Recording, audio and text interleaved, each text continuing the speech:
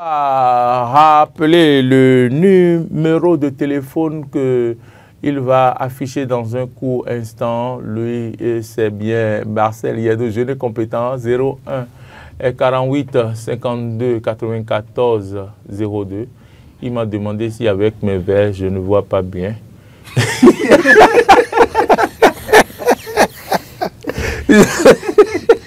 Je parie qu'il est en train de rire de l'autre côté.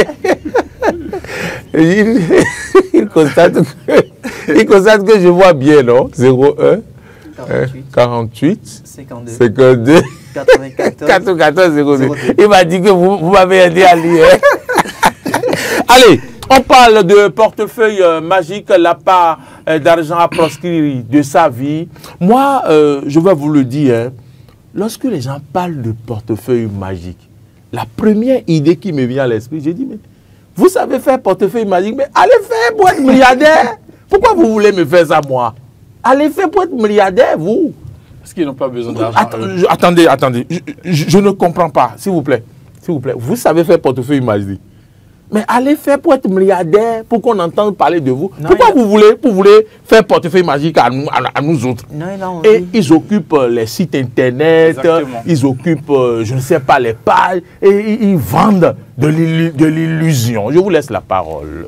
Je commence par vous, cette attitude. Non, c'est de l'illusion. C'est de l'illusion, en fait. C'est des illusions. C'est comme un mirage, en fait. Quand vous roulez sur une bitume en une période très ensoleillée, vous avez l'impression de voir de l'eau sur la bitume. C'est un mirage, en fait. Et quand vous vous approchez, vous vous rendez compte qu'il n'y a pas d'eau. Bon, maintenant, à Cotonou, je ne roule plus de bitume, je roule sur de l'asphalte. Asphalte. il y a des asphaltes qui sont bitumés. Donc, écoutez, il faut faire attention à ces vendeurs d'illusions-là, qui, la plupart d'entre eux, vivent dans des conditions vraiment très précaires. Ils ne sont pas à l'abri du besoin. C'est des personnes qui ne sont pas à 3 repas quotidiens, qui réfléchissent encore pour... Vous allez fort. Écoutez, pour manger et qui se plaisent avec un malin plaisir à pouvoir gruger les pauvres citoyens, des personnes qui ne font pas attention à ce qu'on leur dit. Comment on vous dit? Une personne vous dit qu'elle est capable de vous faire un porte-monnaie magique quand vous mettez 100 000 francs, le porte-monnaie vous ramène, je ne sais pas, 200 000 francs ou 300 000 francs. Quand vous mettez 500 000, vous pouvez avoir 1 million, etc. Bon, je ne sais pas comment les gens font pour croire à cette truc. Mais cette personne-là, quand vous allez chez elle pour pouvoir vous établir ce porte-monnaie magique-là, vous rendez dans quelles conditions? Vous rendez compte qu'elle vit dans un taudis. Vous voyez que l'endroit est délabré, c'est à peine, comment en fond on appelle ça? Verdu. Badé et clair. Les clairs, c'est avec les clairs que il y a de végétus partout. L'endroit a été fait, il est là, il est assis. Ventripotent. Sincèrement, il faut éviter de vous faire gruger par ces histoires-là. Il n'existe pas de porte-monnaie magique. Il n'existe que le travail. Il faut aller travailler pour bénéficier de son gain quotidien.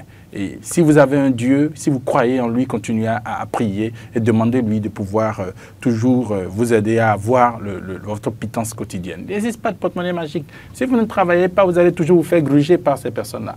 Mais la plupart du temps, c'est les personnes vous avez la facilité. Exactement, c'est ce que j'allais dire. La plupart du temps, c'est les personnes qui sont avides de gains faciles qui tombent dans ces pièges-là. Avides de gains faciles. Des personnes qui veulent rien faire, rester là à dormir, l'argent va venir. Ça se passe où? Du temps où la manne tombait du ciel, c'est l'époque de l'Ancien Testament. On a quitté l'Ancien Testament, on a eu le Nouveau et on est aujourd'hui dans le 3e millénaire.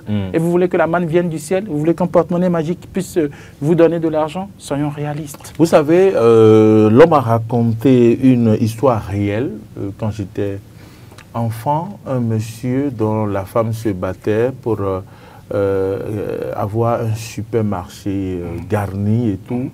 Et je crois que les deux se sont mis ensemble pour créer, à un moment donné, l'économie qu'ils avaient réalisée. Le monsieur est tombé sur quelqu'un qui devait lui réaliser un portefeuille magique. Et c'est comme ça qu'il a pris des millions, qu'il a remis au monsieur, et espérant de l'argent, jusqu'aujourd'hui, rien n'est arrivé. ça a plongé le couple qui était en train d'entreprendre progressivement pour monter. Ça a mis du temps aujourd'hui pour redresser la pente, mais quand même c'est une réalité que ce couple-là a vécu. Et tout l'argent de plusieurs millions à l'époque, je parle des années 90, hein, tout est parti en fumée. C'est de l'argent acquis à la sueur de leur front, au profit. Ça veut dire que quand vous entendez des portefeuilles magiques, ça ne date pas d'aujourd'hui. Non, ça date d'il y a longtemps. Ça date d'il y a longtemps, et puis ça passe de génération en génération, des gens qui aiment escroquer et tout. Moi, je me dis aujourd'hui il y a quelqu'un qui est en ligne. Il y a quelqu'un en ligne, ok. Bonjour, monsieur ou madame en ligne. Oui, bonjour, le plateau. Bonjour, monsieur. Bonjour. Bonjour. À qui avons l'honneur? On vous entend un peu faiblement, Emmanuel. Oui. On vous entend. Allez-y. À qui avons l'honneur? C'est monsieur Soulé Zakari. Monsieur Soulé Zakari, comment allez-vous? Je vais très bien vous-même. Ça va, vous nous appelez d'où? Je vous appelle de Cotonou. Cotonou, d'accord. Monsieur Soulé Zakari, notre débat vous intéresse. Vous avez la parole. Oui, ça m'intéresse parce que je me dis qu'il ne faudrait pas que nos frères et sœurs tombent dans des pièges comme ça. Et personne ne peut te faire la magie dans la vie. Pour gagner de l'argent, la magie, ça vient de soi-même. La magie, ça vient de soi-même. Ça veut dire en ayant le courage, la force de te lever très tôt le matin pour aller chercher quelque chose à faire. C'est ça la vraie magie de la vie. Donc ne tombez pas vraiment dans ces choses-là, dans ce piège-là. C'est ce que je veux apporter. Est-ce que vous avez un proche qui a vécu cela ou vous avez entendu quelqu'un vivre cette mésaventure? Oui, j'ai déjà entendu parler de ça. Mais bon, après, je me demande si vraiment ça existe. Parce que moi, personnellement, je ne l'ai pas vécu. D'accord. Voilà. Ben, vous vous demandez si ça existe. Ben, vous vous demandez si on peut vraiment créer le portefeuille ou bien si l'escroquerie existe. Non, c'est l'escroquerie parce que, en fait, je me dis que c'est l'escroquerie, mais je ne vais pas croire à ça. C'est pour ça que je me demande si ça existe. En fait. D'accord, d'accord. Merci beaucoup, monsieur Soulé Zakari. Appelez-nous plus souvent. Merci infiniment pour l'intérêt que vous avez et que vous portez à cette émission. Vous avez la parole, Hugues Tozogo. Portefeuille magique, je vais vous lire un extrait rapidement pour que vous puissiez un autre témoignage. Un extrait de qui? Dans le plus grand souci d'aider bon nombre de personnes à régler les problèmes d'ordre financier et leurs dettes vis-à-vis de leurs créanciers, Maître Marabout Puissant, je ne mets pas le nom, de la loge fait sortir enfin l'article de richesse dénommé porte-monnaie magique d'argent. Yes. Ce porte-monnaie magique est très puissant et efficace. Il vous permet d'avoir en retour des billets de banque après le rituel de consécration. Yes. Et chaque fois que vous essayez de dépenser l'argent du portefeuille, le porte-monnaie magique rend très célèbre et riche, sans totem et sans sacrifice humain, sans distinction de religion, de race et d'ethnie. Et on a mis du temps pour écrire aussi bon français. Le temps qu'il a mis pour faire ça, il aurait déjà pris ce temps-là ou rechercher quelque part ou travailler. Où il peut. Parce qu'en réalité. Ça aussi, c'est du travail, non? C'est du travail. Oui, mais en réalité, la plupart de ceux qui se retrouvent derrière ce genre d'initiative, pour le peu de temps, pas possible. Vous vous rendez compte que c'est des personnes qui sont très intelligentes.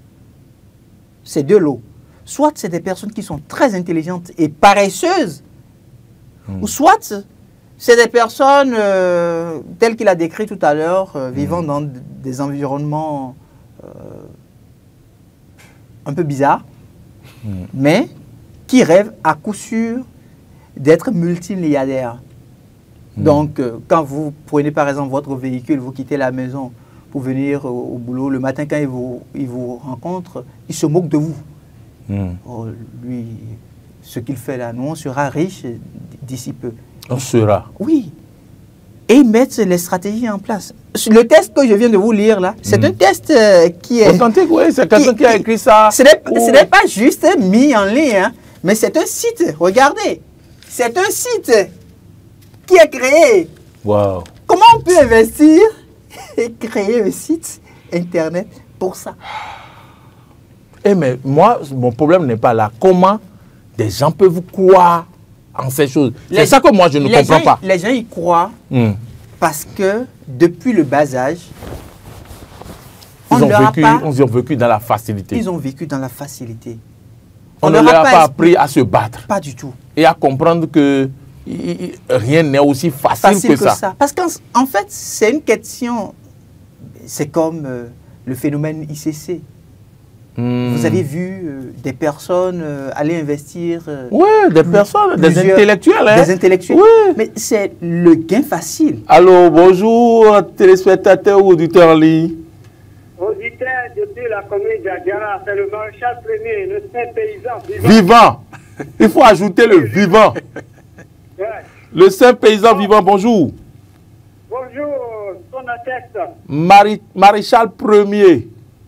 Exactement. Comment se... Depuis le quartier Ouagon. Comment se porte la troupe? Tout le monde va bien. Son atteste. D'accord. Ben, vous avez la parole, portefeuille magique, c'est le sujet de ce matin. D'abord, je salue nos amis avec toi là à côté. Hein. Hugues Hector Zogo. Merci beaucoup. Nous saluons aussi. Nous, on les attend, mais nous, on ne les voit pas. D'accord. D'accord. C'est bon, non. Et le sujet là, il y a le chanteur, il est de à Gavi, il avait chanté. Et maintenant, on va nous compte. Ils n'ont pas de devant à l'intérieur. Qui croient à ce genre de choses. Est-ce que vous me comprenez? Oui. Et le peuple, oui. Quelqu'un à Porto-Novo, bon, le quartier, je peux même vous citer, c'est canadien. Il a construit une belle maison, grande maison. Et quelqu'un vient le voir, la personne lui demande 30 millions. Et il a versé les 30 millions. Alors, une dame vieille demande, mais il a déjà jusqu'à là, il a versé 30 millions. Alors, combien tu veux recevoir alors pour avoir ce que tu demandes là? Voilà des choses comme ça. Son argent est parti. Il est devenu comme un demi-fou. Voilà, c'est toujours ça. C'est les paresseux, ceux qui ne veulent rien faire, ou bien ceux qui avaient avant, on ne sait pas là où il a eu ces sous-là pour investir des grands sous pour construire une grande maison. Voilà. Merci et bonne journée à vous. Monsieur Paul Tozé, le maréchal premier. Bon week-end surtout, pas anticipation. Le saint paysan vivant. Bon week-end à vous aussi, pas anticipation. Depuis Ouagon. Voilà, merci beaucoup. Depuis Ouagon. À bientôt. Voilà, le saint paysan vivant, le maréchal premier, Paul Tozé, a parlé. Il a versé 30 millions. C'est des choses qui arrivent. Pour le portefeuille magique. Parfois, vous posez la question de savoir les jeunes qui vous font cet appât. Mais vous étiez en train de faire une bonne similitude avec ICC. Oui, je parlais donc de ce scénario qu'on a pu vivre aussi, ICC Service, où vous voyez des cadres aller verser de l'argent dans ce genre de structure illégale. Et vous posez la question de savoir, mais qu'est-ce qui nous prend? On prend pour vous, on donne à celui-là, oui. on prend pour lui, on donne vous posez à la question de savoir qu'est-ce qui nous prend. C'est une question d'éducation. L'éducation financière. Et vous connaissez nos frères béninois, non? Oui. Quand ils ont découvert ça, quoi. Ça ils ne vont pas vous en parler. Il ne faut pas en parler à quelqu'un. Exactement. Il faut que les gens le voient commencer par dépenser l'argent. On va dire les riches. Donc, il ne faut pas parler à quelqu'un. Exactement. Il ne faut pas en parler. Et par finir, on découvre le poteau rose et on se dit, mais qu'est-ce qui a pu se passer? C'est quand on entend tchaho. On se rend compte que quelque chose n'a pas marché. Et malheureusement... S'il ajoute Miwaï Milo, c'est mieux. Sinon, il détale. Malheureusement, ce qui se vit de plus en plus à travers les plateformes numériques, c'est que ça ça jette de discrédit sur toute une nation. Ça jette de discrédit sur toute une nation. Il y a des plateformes, dès que vous commencez par parler du Bénin, on vous dira tout de suite, oui, ce sont eux qui font des portefeuilles magiques.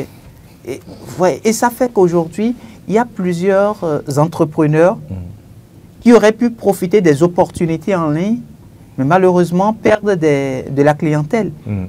Parce que, on se dit, est-ce que le produit qui est mis en ligne là, c'est effectivement un produit sécurisé? Mais vous savez, je ne sais pas si vous avez suivi sur TikTok, ils sont présents, ils sont en direct, hein, et puis ils découpent des papiers comme papier RAM, d'accord, et ils vous disent qu'ils vont un produit qu'ils vont vous vendre, et puis il suffit de verser le produit sur l'argent, je ne sais pas si sur le papier. Sur les papiers, et puis voilà, et fermer. Il faut fermer ça, hein, et laisser ça 3 jours. Et vous ouvrez le tonneau et c'est rempli. Il dit une chose qui est vous très savez, importante. moi j'ai eu un très proche à moi qui a vécu ce scénario.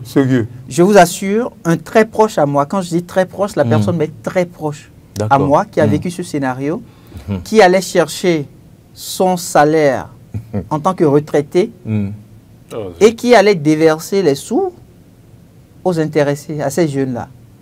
Et les jeunes ont réussi, à partir de son enfant, à lui envoyer 2 valises. 2 valises de quoi? 2 valises. D'argent? Mais calmez-vous, je vous raconte ce qui s'est passé. Oui, vous riez, moi je suis peiné. 2 valises. Oui. Moi, ça ne me fait pas de la peine parce que je me dis... Un retraité. Oui. Donc, sa pauvre pension. Vous pouvez rire. Sa pauvre pension. Mais c'est-à-dire, on a pris par ses enfants. On lui a envoyé 2 valises. Et comme vous l'avez dit, il fallait que ça fasse un certain nombre de jours. Oui, avant qu'on ouvre les valises. Et donc, il est allé déposer les valises chez un de ses, je crois, un de ses cousins. Et on a dit à ce cousin-là de ne pas ouvrir ce qui se retrouve. De ne pas ouvrir, en fait, quand on a les valises étaient déposées dans d'autres sacs. Et donc, c'était... Bien emballé. C'était bien emballé. D'accord. Et donc, puisque si on dépose à la maison, d'autres personnes, l'épouse par exemple, pourra découvrir qu'il y a quelque chose là et pourrait ouvrir. On a envoyé ça chez le cousin. Le cousin qui n'a pas d'épouse. Voilà, et on dit au cousin de ne pas l'ouvrir, de bien conserver et qu'on viendra chercher plus tard. Et Dova. Mais dites-vous, vous savez, c'est après sa mort. Parce qu'après, il est décédé. Dans la foulée, il est décédé. C'est après sa mort que le cousin dit, mais mon grand frère m'a confié quand même 2 sacs. Et à son enfant de dire, oui, c'est effectivement des jeunes avec qui il était en contact. On devrait lui permettre de gagner de l'argent. Donc, portefeuille magique. Le chef de famille convoque une réunion pour tout le monde. On se retrouve tous là. La réunion des 2 valises. La réunion des 2 valises. Ah oui, mais il fallait amener la richesse. Il fallait apporter la richesse. De l'oncle. On apporte, on ouvre les sacs. Effectivement, on tombe sur 2 belles valises. Hein. Oui. On sort les valises. Première valise, on ouvre. Qu'est-ce que vous avez vu? Je m'excuse. C'est pas le moment où il faut rire. Je m'excuse de rire. C'est le moment où il faut dire ce qu'il y a dedans. Qu'est-ce que vous avez vu? Des pierres. Seigneur. Pierres. C'est pour ça que les valises étaient lourdes. Pierres. Des pierres. Okay. Ça, c'est la première valise. D'accord. Deuxième valise, les sciures. Ok. Oui, sciures. De bois. De bois. Quand on va dans les scieries là. Quand vous allez dans les scieries là. Sur un copeau, avant on appelait que copeau. Et ça c'est à faire du feu. Exactement. C'est ça, on a bien emballé. Et à préparer Léo. On a mis. Lui dit que ça c'est à préparer Léo. Et puis, on se regardait. Ah Seigneur. Et si je vous dis que celui qui a vécu cette situation a été un enseignant de son vivant. Oh my God. C'est des situations... Parfois, vous vous posez la question de savoir, mais comment les gens se laissent berner? Ce que je vous dis, c'est authentique. Un très proche à moi. J'ai été présent à cette réunion familiale au cours de laquelle on a ouvert les 2 valises. Non, mais au-delà, Maury, moi je trouve que... Ah, je suis dépassé, quoi. On devrait déjà, au niveau parental, éduquer les enfants à pouvoir n'avoir que le gain de leur labeur. C'est ça. Quand tu ne travailles pas, tu n'as pas d'argent. Il n'y a jamais rien sans rien. Il faut travailler là-dessus. Il faut toujours travailler. C'est pour ça que Marcel s'est levé tôt ce matin. Il faut toujours travailler, oui, sans doute. Et lui mérite son salaire. C'est ça. Il faut toujours travailler, premièrement. Deuxièmement, Hector disait tout à l'heure une chose qui a suscité un trémoussement en moi. Vous savez, sur le plan international, sur le plan, on va dire même, j'ai envie de dire diplomatique, s'il ne fait pas trop d'excès, nous perdons de la valeur par rapport à ces situations-là. Ouais. Parce que quand on évoque le Bénin, on dit que c'est le pays des marabouts, c'est le pays des guérisseurs, où on fait de la magie noire, etc. Pays du vaudou. Pays de porte-monnaie magique. D'accord? Or, les valeurs endogènes que nous mettons en avant à travers notamment le Voodoo Days, ce sont des valeurs qui sont très positives. Ça vient entacher. Et je trouve qu'aujourd'hui, l'ordre des Rounons du Bénin ou des chefs traditionnels ou de tous ceux qui exécutent les cultes endogènes et tout le reste, devraient prendre leurs responsabilités pour que les choses puissent être situées. Mais je pense qu'il y a un travail qui se fait par le professeur il faut les localiser. Il faut que le travail puisse continuer, qu'on puisse localiser ces malentrus là et pouvoir les mettre hors d'état de nuire. Il faut les localiser sur YouTube ou bien sur quoi là? TikTok. Sur TikTok là, et aller les chercher, prendre leur caleçon et les soulever, aller les déposer quelque part. Parce que vraiment, ils s'escroquent trop. Je pense qu'on doit même faire un travail pour découvrir il est là, vous voulez qu'on retire l'antenne, c'est ça, non? Non, pas évident. Bon, les magiciens de porte-monnaie seront très heureux qu'on nous retire l'antenne. Parce qu'ils ne sont pas contents là. Ils sont capables de dire que c'est grâce à leur magie. Ben, vous n'en aurez pas ce résultat-là. Mesdames, Messieurs, merci à toutes et à tous de nous avoir suivis. Merci à vous, Hugues Zogo. Merci à vous. Merci cette année, on n'a pas de week-end. Vous savez que nous, on travaille tout le temps. Ouais. Le cerveau travaille. Mais mon horoscope a dit de ralentir. Un peu. Marcel Yado, merci d'avoir réalisé cette émission. Merci à Emmanuel Agbodjelou. Merci à vous. À Gérard Roussa. À Gérard Roussa, toute l'équipe. À bientôt. Bon week-end à toutes et à tous. Attention sur nous.